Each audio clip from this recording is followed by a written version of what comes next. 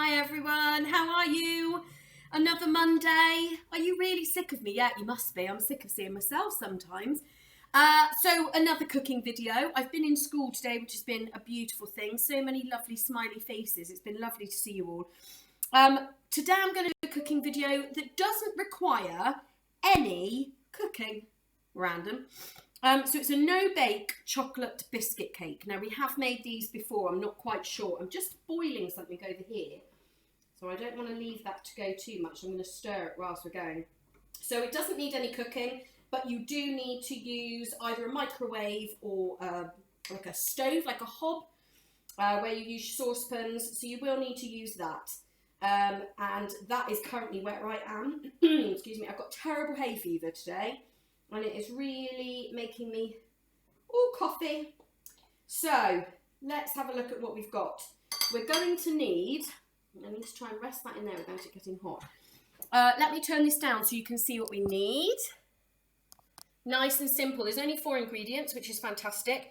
And I'll put a picture of the ingredients up on the page when I first load this up. So what we need today is 270 grams of digestive biscuits. I just bought the cheapest brand you could get in the local supermarket. 400 grams of dark chocolate. So I've bought Bourneville dark chocolate. Now this is a 100 gram pack, so you'd need 4 of those. You need 1.5 cups, which is 300 grams of condensed milk. Now this condensed milk is about, let me have a double check, 397 grams. So almost an entire can. I might actually end up using the entire can. That is a possibility because it stretches quite a long way. And then you're going to need, once I've given this a bit of a stir, 165 grams of butter. So that's nice and straightforward, isn't it? Lots of easy, simple things there. You're going to need a bowl to put your biscuits in. And as always, I've washed my hands, but I'm just going to add a little bit of extra antibac to make sure I'm super duper clean. Let's roll that in. Now, what you're going to do with your biscuits, once you've weighed your biscuits out, making sure, of course, that you've got a grown-up to help you if you need it, because we're going to be using a stove, so you will definitely need a grown-up to help you with that. To start with, though, we're going to put the biscuits in a bowl, and you need to break them up so they're in little pieces. So what I've done, I've treated myself to a proper-sized rolling pin. How exciting. So you're going to use the end of the rolling pin, and you're just going to do very gently. We learned our lesson in stepping stones. If you do it too hard, you might break the bowl. Ha ha ha. So you just need to do it very gently and break the biscuit up into quite reasonable sized chunks. You don't want it too small because otherwise there'll be no crunch to your biscuit. So very gently, not hitting the bowl, just hitting the biscuit. Very gently break that up. So I've broken up my biscuit, and then what I've done is I have melted the chocolate and the butter. So what you need to do, if I do this really carefully, you can see, you put a saucepan, the bowl's warm, so I'm not going to touch that. You put a saucepan of water on, it doesn't need to be full up to the top, only about halfway. You put it until it's simmering. Simmering means bubbling. And when it's bubbling, you then put your bowl on top, not in. So you just rest your bowl, like you saw me do there, you just rest your bowl on the top of the bubbling water saucepan. Now you put into there your butter and your dark chocolate, and then you need, with a grown-up's help, you need to keep a really close eye on it because you don't want it to burn. But what you do want is for it to melt down and for all the little chunks to go. Now once you've done that, I'm going to put this out because I don't want it to rest on the on the countertop.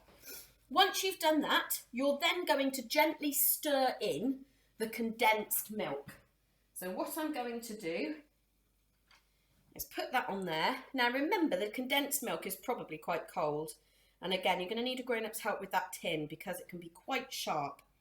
So into this chocolate, we're going to stir the condensed milk. Oh my goodness. Now I'm going to choose to add in the whole amount of the condensed milk because I'm not ever going to use 97 grams of it for anything else. and because a tiny little bit extra of this isn't going to make much of a difference. So I'm actually going to choose to use all of the tin of condensed milk. And you want to make sure that you've stirred that in so that it turns, the whole of it turns the same colour as the chocolate. What you don't want is for there to be any lumps. Now, because your chocolate's hot, and then you've added in cooler liquid, because you've added in the condensed milk, you'll find the chocolate starts to thicken quite quickly. So you don't want to leave it in the bowl for too long. Now remember, you've just taken the bowl off of the stove. So the bowl is going to be quite hot, so you will need some help with that.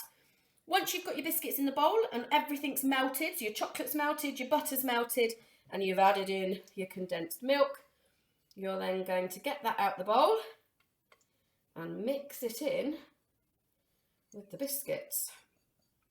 Now this is one of those recipes that you just want to eat straight away, but you can't, because although we haven't got to cook it, what we have got to do is put it in the fridge to chill. So you've got to show some real patience, all right, before you eat it.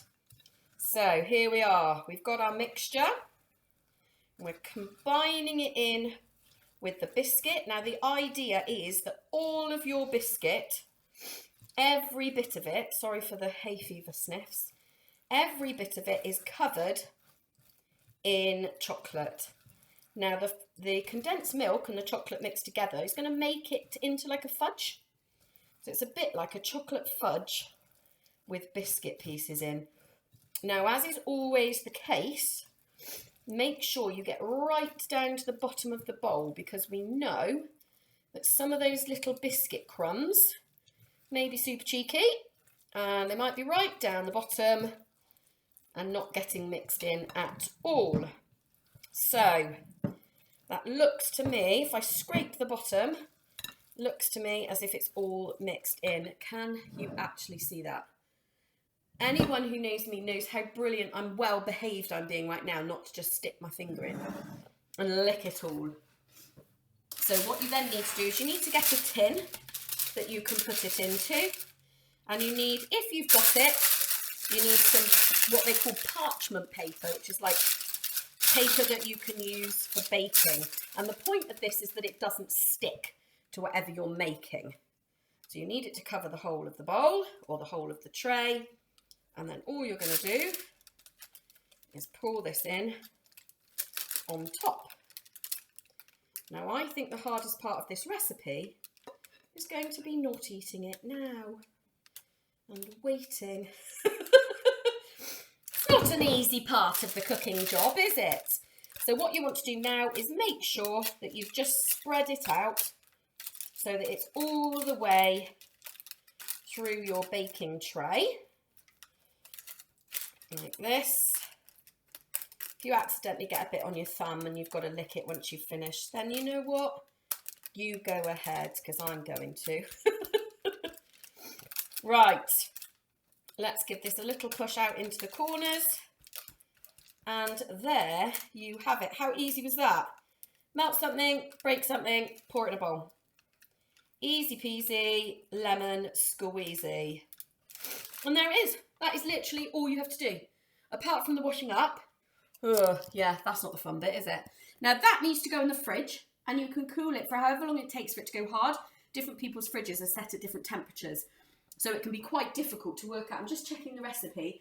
No, it doesn't give it a time to chill for. So just put it in the fridge until it's hard enough that you can cut it into slices. Now it suggests, which is what I'm going to do, putting some tin foil on the top, and what that will do is prevent the smell escaping into the fridge or any other fridge smells. You know, like if you've got onions, you don't want onions to get into the smell of the onions, get into the taste of the chocolate. So you put the tin foil over the top to prevent that. There we go. Et voila.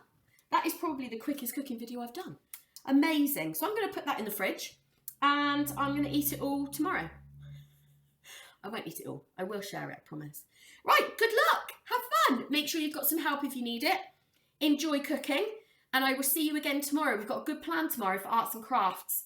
I've got a bit of a plan that I need your help with, so hopefully some of you will join me tomorrow for that. Take care. Bye-bye. See you soon.